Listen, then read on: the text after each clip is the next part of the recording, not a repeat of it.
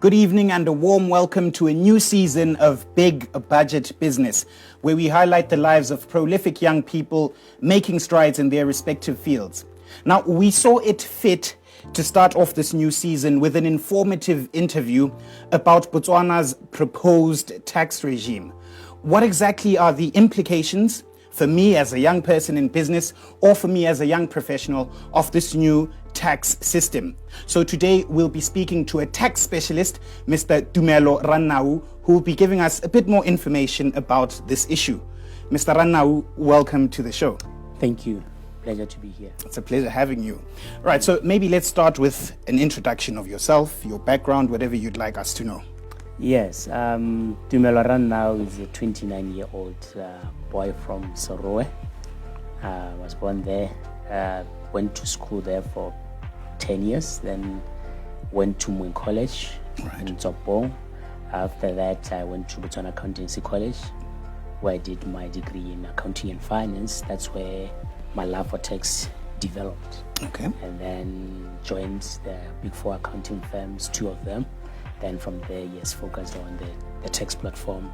I'm married, have 2 kids. Great. I'll be doing my 4th year in December. Oh, wonderful. Yeah. Wonderful. So, right. yeah, basically that's Tumelo for you. Lovely. So it's a pleasure having you, and congrats on 4 years. All right. Thank you. Tell us a bit about your work as a tax specialist and the tax platform. What are your services, maybe for the individual and then also for young business people, for SMEs? Yes. So the tax platform, we have a tagline, informing the nation on tax matters. All right. As the tax platform. So we focus on every tax type that you can think of income tax, transfer duty, value-added tax, withholding taxes.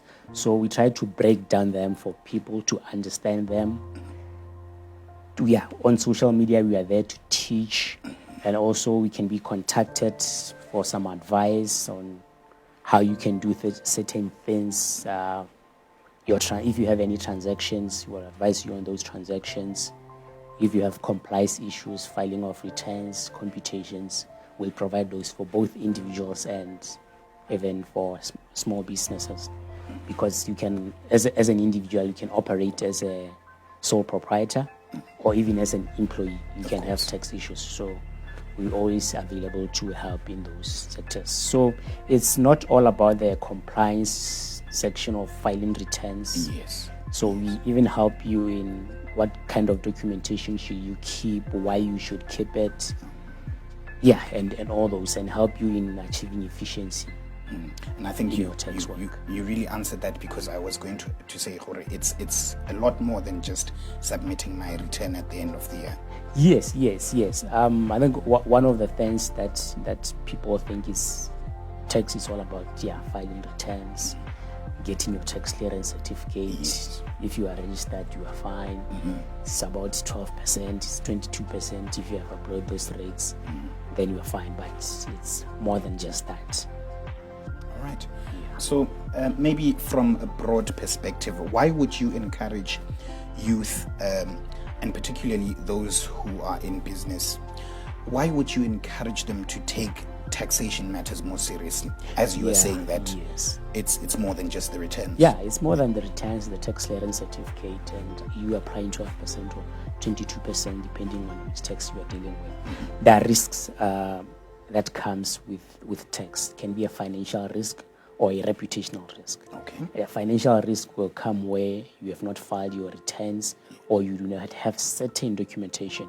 If you read in the newspapers, you'll see that some companies will be charged large amounts of tax simply because they didn't keep some documentation, and then BES came in and say, no, we're going to estimate how much profits you have made based on the companies that are in your line of business. Yes. So if you don't, the Botswana Unified Revenue Services. Sorry, yes. to interject. So so they say we'll estimate your tax liability and we'll give you that bill. But who knows? Maybe you are making losses and you are not in a profit. But if you are not keeping documentation, then you're going to get in trouble while it wasn't necessary. So it's important for you to keep documentation. Yes. Ensure that whatever is there in the act that says you should keep. Yes. because you're saying that if I don't keep some of this documentation, there's a chance that if the taxman actually estimates my tax, I could find myself paying more than more than you were supposed to pay. Yes, and the acts empower them to do so. Wow. So I might have no recourse thereafter. Yes. So even if you can challenge it in court, the onus will be on you to say, I have 1, 2, 3 documentation, which you should have kept. But if you haven't managed to give it to BRS, are you going to produce it in court? Yes. And also it wastes your time, of course, your money in going to court and trying to plead and prove that that tax liability is huge. So it's more than just the percentage, the tax clearance. You need to know that which kind of documentation you have to keep and make sure that you keep those documentation. Like for transfer duty, you have to keep for 10 years, for income tax 8 years, for VAT 7 years. So you need to have a proper record keeping. So all of these returns that my organization is filing, I should ensure that they're properly filed. They're properly filed. I don't just put them away and think, okay, I'm done for this year. Because that's what you call tax audits. Yes. So BES can come in and say, look, we've received your return in 2010 and we want to audit and see what you've really given us in the return is true and correct. Wow. So then they'll say, give us 1, 2, 3 documentation. Yes. If you don't have it, there are also penalties for you not to keep those. Of course. So probably they'll charge you penalty for not keeping those documents. And over and above that, they'll estimate the liability and say, we think you should be paying this amount of tax because companies 1, 2, 3, 4. Normally they pay this amount of tax. Wow. Yeah. So it's double very trouble. Important. Double trouble for you. So I think you've touched on that aspect of financial risk. You said there's also reputational risk. Okay. Of course. I mean, if you don't pay tax as a business or as an individual, it tarnishes your brand. Of course. It tarnishes your brand. You will appear in the newspapers, and now in the era of social media, your face will be all over Facebook. That's true. Dumisani, the director of this So and company, is so. not paying tax. Yeah. BES wants him. They can't find him. Stuff like that. So it damages your reputation. Absolutely. So it can also threaten your going concern as a business because if you are making money, of course, and you do not pay tax, then the tax that they've estimated and the interest, because the interest and the penalties, they can go up to 200% of the liability. The interest can be more than the liability you were owing. Wow. And the penalty can even be more. Wow. So they can close you down. So it's really important for us to take these matters seriously. So it's really important for us to take these matters. Right. So I'm sure we can hear back at home that it's important for us to ensure that we keep all of our tax documentation in order to avoid both financial risk and reputational risk. All right. So there are some changes that we hear are coming into our tax system, basically as per our Minister of Finance and Economic Development. Yes. Now, I want us to get into each one of maybe the headlines of each of these changes so that we understand what they are and what the implications of these are. Right. So the first one, we understand that value-added tax, VAT, will be going up from 12% to 14%. What does this mean? Yes.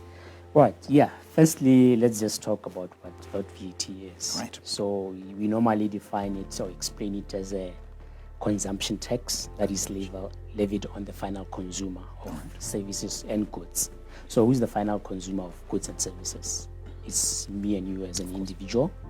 Then if you are a company or you are an organization that is not registered for VAT, then you are also a final consumer because you are the last person to use those goods. Can I interject there? You said if you're an organization that's not registered for VAT. So there's a difference between VAT registration and tax registration. Yeah, yes. Like for tax registration is broad, then you have income tax registration.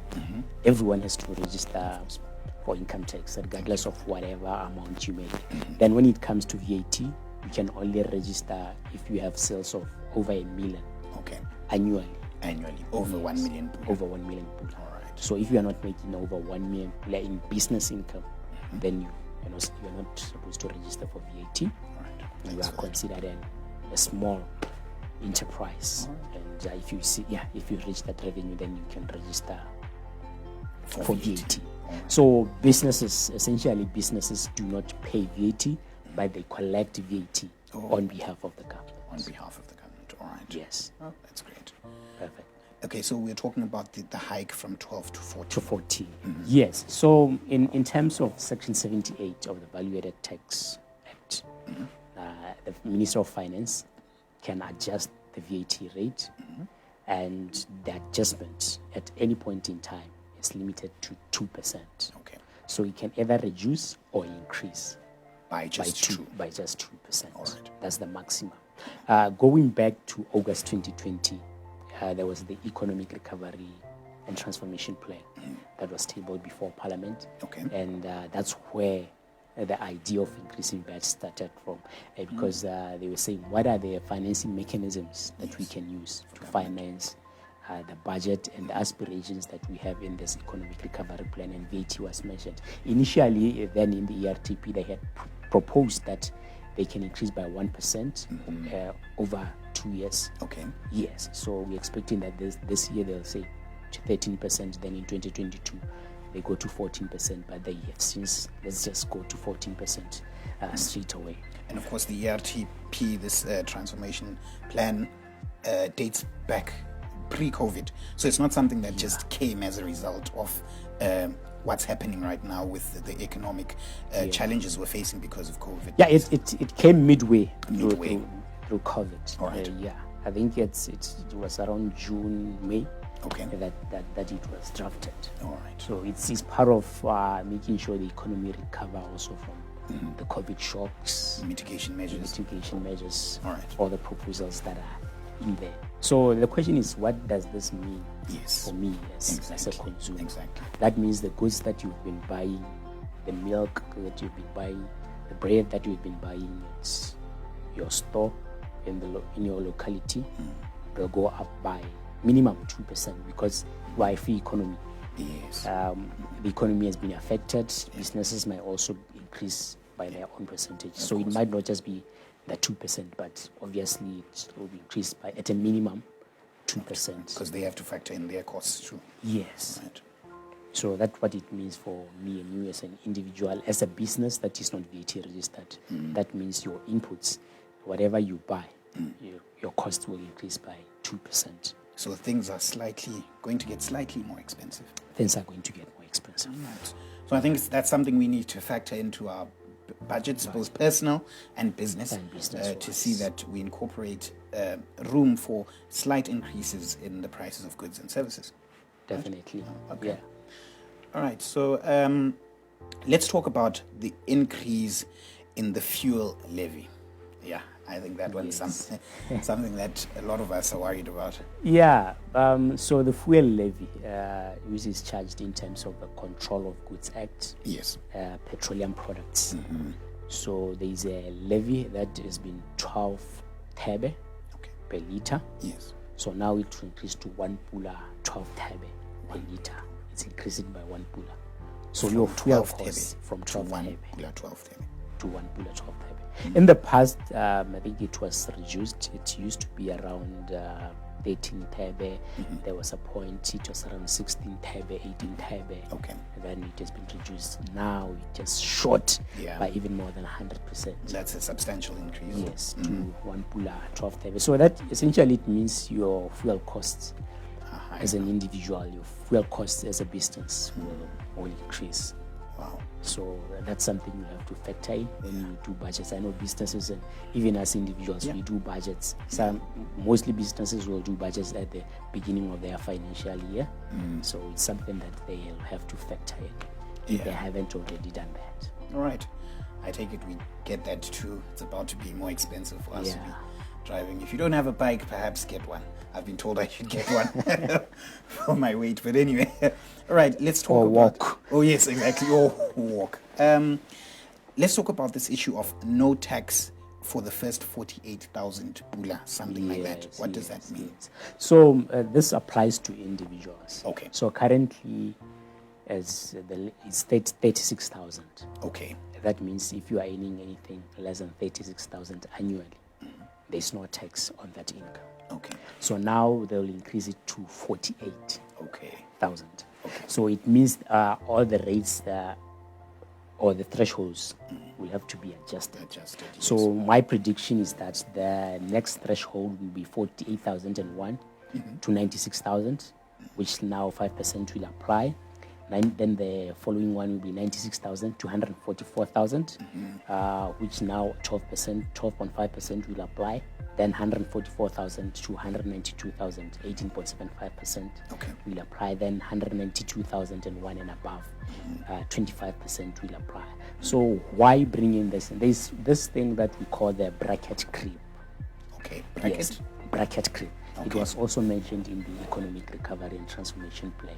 So what bracket creep essentially means is, say, the wages are low, but sometimes you have what we call inflation adjustments to salaries, not necessarily increases, but to say there is inflation, so the wages has been eroded. Yes. So let's adjust, the government will say, let's adjust by 3% or by 6%. Of course. Yes. And we've had some recent ones in the past, was it true? So yes. Yeah, and then, but the real inflation will be more than the adjustment that has been made. So your salary will be adjusted by inflation, but will take you to a higher tax bracket. So you still go back. It's punitive for you as an individual. You still go back to the same amount that you are left with. So you can either fix that by increasing the real wages, which is your salary, maybe making an adjustment that is more than inflation, increase by 10%, 15%, 20%. To compensate for that. Or you can use tax to fix that. All right. So then that's where the threshold comes in of increasing it. So giving you an example of someone who's earning 13,000 per month. Okay. Currently, if you are earning 13,000, you are taxed at the highest tax bracket. That's the 25%. Okay. Yes. And currently, your tax per month will be 1,337.50. Okay. Yes. But from July, after this is implemented, your tax will move to about 887.50 on that 13,000. Meaning you have now saved around 450 as a tax saving. Okay. Yeah. So you are actually, someone will be moving from a higher tax bracket to a lower tax bracket. Okay. So someone who's been earning 4,000 currently, the 1,000 is taxed at 5%. But now if you are earning 4,000 and less, there will be no tax at all. So this basically has a good effect for my discretionary income then as an individual in my household, because I'm taxed a bit less. Yeah, it will cushion you. Okay. Yeah, it's not much, of course. Ideally, if you do the inflation adjustment only 3,000, you can realize that currently it ranges between 4.8 to 5,000, which would be the ideal adjustment. So that's 48,000 ideally. Should be 60,000. But I think they then balance the COVID shocks. Yes. Say let's cushion them, but our revenue has been affected, so let's not do a big adjustment. Exactly. So I think it balanced the pressure on government revenue and the pressure also in individuals to say, okay, I think this can work for both parties. So we had to compensate for both sides. Yes. All right. No, that's great. How about the levy on sweetened beverages related to their sugar content? Yes. So this levy on sweetened beverages, is pushed by the World Health Organization, and tax is also one of them, because tax deals with behaviors. They can try to control behaviors. Of course. So then this one it deals with sugar-related diseases. But the sugar tax, in our case, it will be on sweetened beverages, specifically. It will not apply over everything that has sugar, but specifically to sweetened beverages. So if you talk your soft drinks, also your concentrated drinks, and no, I think if for juices, they might be exempt altogether, or only exempt 100% juices, because there will be some juices that has sugar content that is higher than the set limit of 4 grams per 100 milliliter. Yes. So that means if if one has 10 grams, the 6 will result in an increase in your specific drink that you normally buy. So on average, a 500 milliliter soft drink will increase by 75 tebe after factoring in VAT.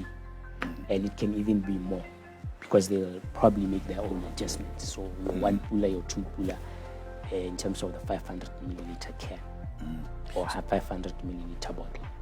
Right. So in essence, this is, you mentioned something about behavior.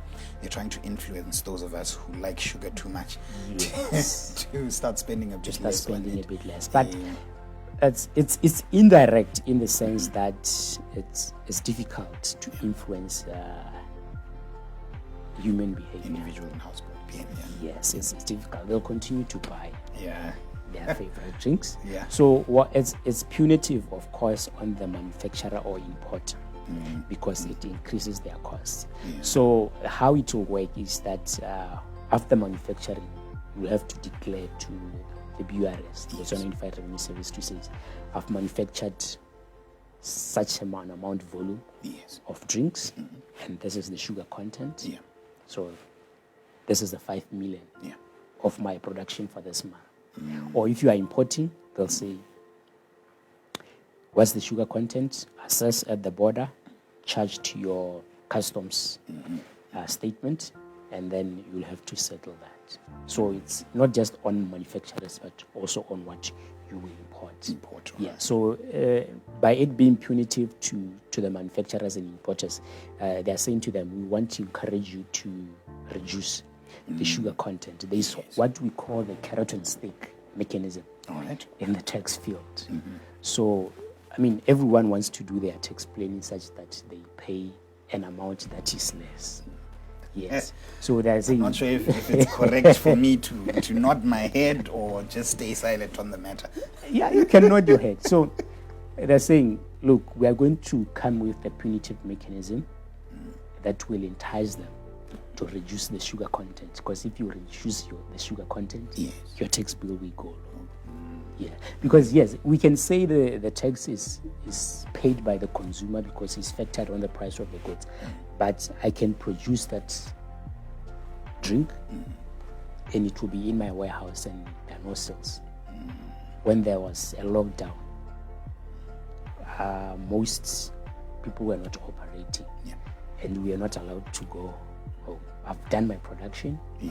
They are at the stores, but people are not allowed. So I've incurred that cost. I haven't recovered it yet because someone has not paid for it. That's right. So yes, I'll recover it from the customer, but essentially it's borne by the manufacturer or the importer.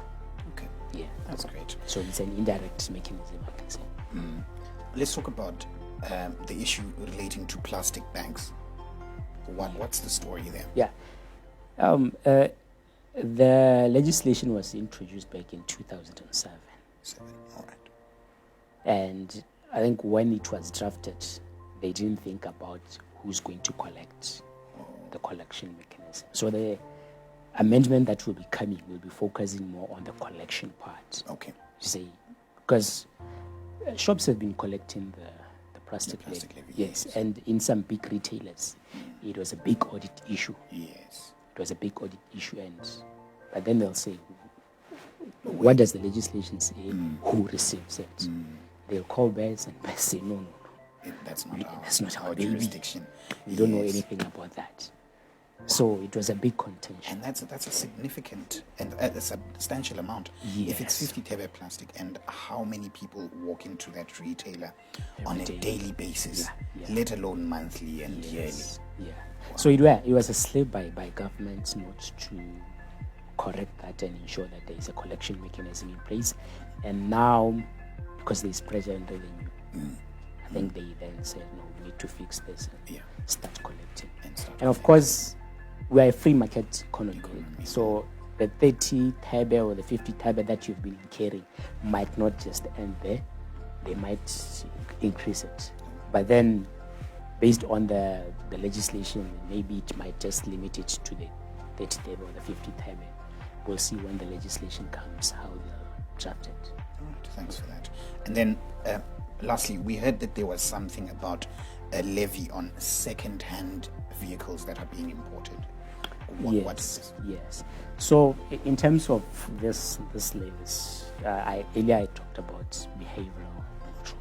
So normally for environmental levy, because it will be sort of an environmental levy, or maybe protecting the local manufacturer of goods. But we don't have car manufacturing plants here, so it's more on the environmental side, because those are the two reasons that's normal they use to introduce such kind of levy. So it will be on imported second-hand vehicles. So if you import a new car, then it won't apply, because they're saying if the vehicle is old and it's not new, then it will have more emissions. But that's not really the case most of the time. But generally, that's the perception, that if it's old, then the higher the emissions. So that's what they are targeting, and we'll see how they draft it, because normally it will depend on the carbon that is emitted by that vehicle. But I don't think applying the same rate will be objective, and it will be punitive, because not all of them are equally emit the same carbon emissions. It's hard to really tell which one contributes more damage to the environment. Yes, so I think those are the things that they should look at when they draft the legislation, because what the minister said is that they're still looking into a mechanism of how to do it. All right, so they're working on something. They're working on something. So I hope they will touch on those things, because there's what we call equality in tax. Equality in tax. Yeah, every legislation that is drafted, there has to be equality. It doesn't have to be punitive to others. To one side. Yeah. So and of course there's the withholding tax on dividends. Yes, very right. So the withholding tax on dividends in 2011, before it was changed, it was around 15%. Okay. Then it was slashed by 50% to 7.5%. And at that time, I think it was during the economic mess that we were in, back in 2008 and 2010. I think that's why then they decided to slash it. And also at that time, it was time that Mauritius was rising as an economic giant and as the go-to guy when it comes to tax, favorable tax rates. So I think that's where the tax competition came in. Then they said, let's reduce to 7.5 to come closer to them, to compete with them. As you know that we have an IFSC. Exactly. So we're trying to compete with them on that space. But of course, we need revenue. We need revenue. The government is revenue said, okay, let me adjust by 2.5. So what it essentially means is if you've been paying shareholders 100,000, currently 7,500 will go to the government coffers, and you only receive around 92,500. But now as a shareholder, you only receive 90,000, and the 10,000 will go to the government coffers. So, but I think the 2.5 is not a bad increase. Yeah. But then again, you know, the larger amount of shares, larger percentage of ownership you have, your returns will be your returns will be diluted. Yeah, right. That means whatever is coming back to you will be less. But we press on. What can we do? No, thank you very much. That's been quite informative. I think we've noted a lot from this interview in terms of how we need to ensure that our taxes are in order, our documentation is in order to maintain our financial and reputational standing, right? And then also how some of the impacts that you've touched on, the implications of these different amendments and this new tax regime.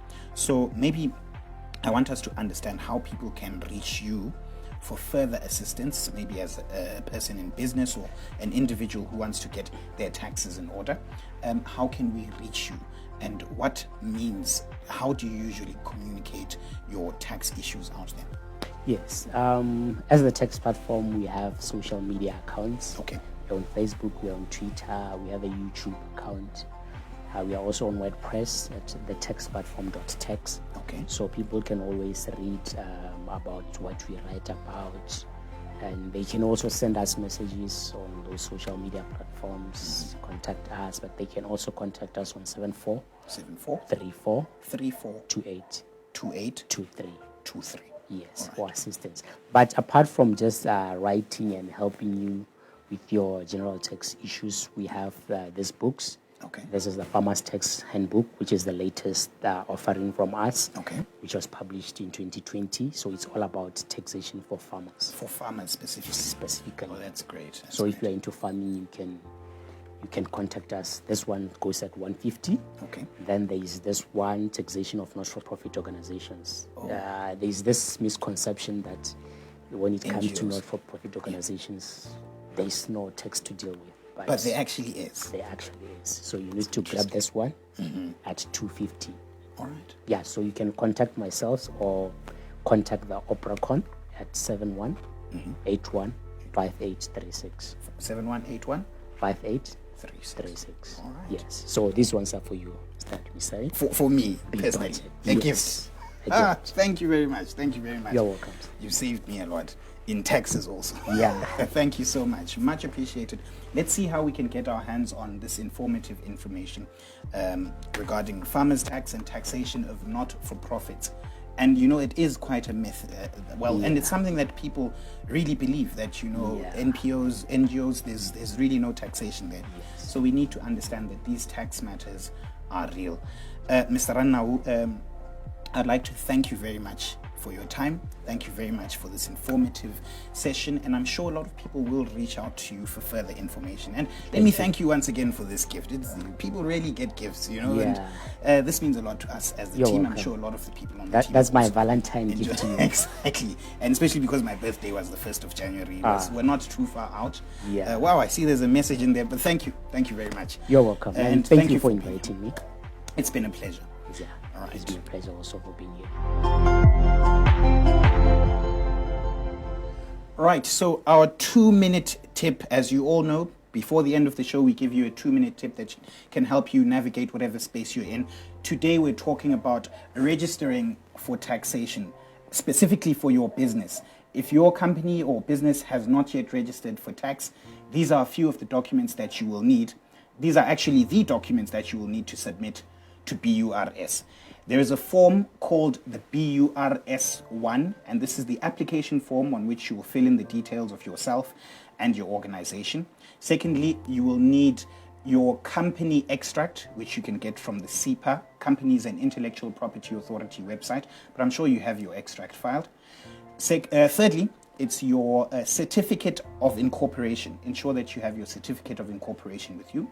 Number 4, you are going to need a letter from your bank which authenticates or actually does show that you indeed have an account with the bank and who the signatories of this bank account are. And then, of course, number 4, you will need certified copies of your IDs. In this case, it's your Mang if you're a national, or if you're a foreign national, you should have certified copies of your passport. And this is for authentication to show that, okay, whoever the directors are do indeed have their IDs right. Yes. And I think I forgot the share certificate.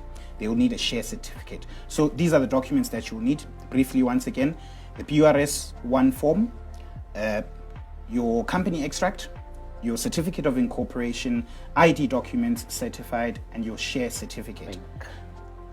Yes, and the bank letter. Yes. And I understand that you can do it online now? Yeah, you can do it online. It's faster. All right. It's, within a week, you will have your tax registration number. Wonderful. So what you need to do is just go into the BERS website. Yes. There you have an e-services. At e-services, go to e-tax. Okay. Then you have to first register as an individual. Okay. Register. Then register the company under yourself. So in registration, you will need, apart from those documents, you will need those documents, yes, but there is an e-services application form. Okay. And there has to be a letter that authorizes you to be the super user in that account if it's for business. All right. So you will send those documents to e-services support at best.org.bw. Thank you so much. And those documents, the form, the letter, they are there on the website? Yeah, there's the letter you have to prepare and say, I'm Okay. appointing so and so, All right. of ID so and so, Yes. whose user is so and so, To be. my super user on e-services. Then the form is on the website. It's You on can the download website. from there. Yeah, there you have it. That's your Yes. 2-minute tip. Let's show that we get our taxes in order. Ladies and gentlemen, thank you so much for your time. We really appreciate it, and we look forward to more informative interviews like this on this season of Big Budget Business. So from me, Big Budget, and the team, it's good night and God bless. And never forget that you were born for so much more.